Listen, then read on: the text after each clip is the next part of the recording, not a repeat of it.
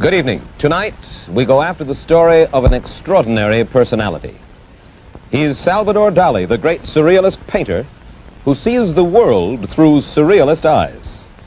If you're curious to hear Salvador Dali talk about decadence, death, and immortality, about his surrealist art, his politics, and his existence before he was born, we'll go after those stories in just a moment.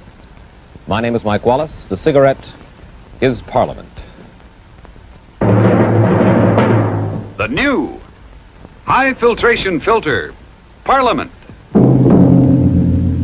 presents the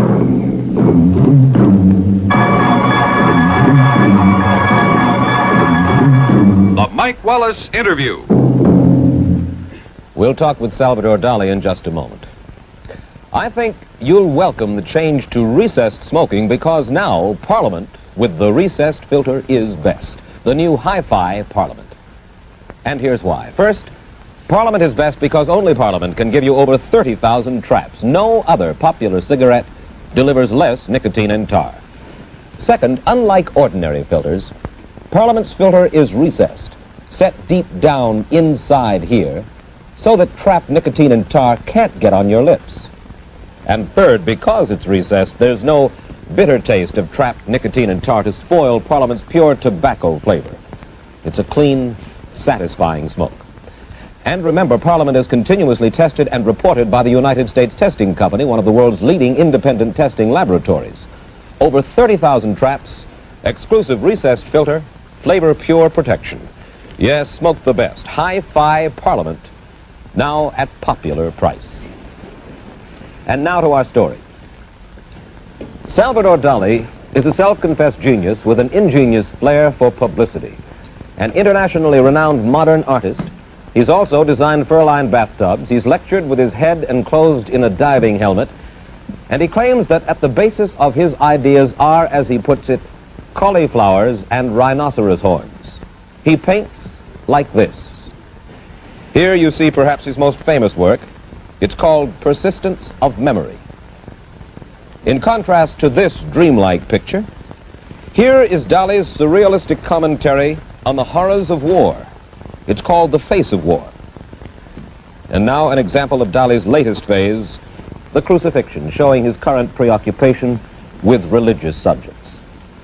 Now let's try to find out some more about the enigma of Salvador Dali. Dali, first of all, let me ask you this. You're a remarkable painter, and you've dedicated your life to art. In view of this, why do you behave the way that you do? For instance, you have been known to drive in a car filled to the roof with cauliflowers. You lectured, as I mentioned, once with your head enclosed in a diving helmet and you almost suffocated. You issue bizarre statements about your love for rhinoceros horns and so on. You're a dedicated artist. Why do you, or why must you, do these things? Because this kind of eccentricities correspond to the more important and the more tragical part of my life.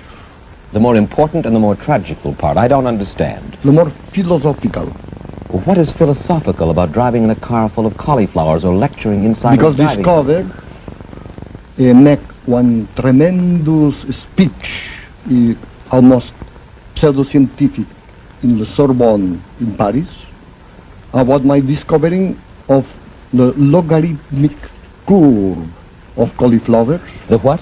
Logarithmic spiral of cauliflowers. The logarithmic curve, yes. And in the same time, the logarithmic spiral in the horn of rhinoceros. In this time, discover this is the symbol of chastity, one of the most powerful symbols of modern times. Chastity is one of the most powerful symbols of modern times? In my opinion, is the more urgent and the more dramatic. Because the chastity represents the force of spirit.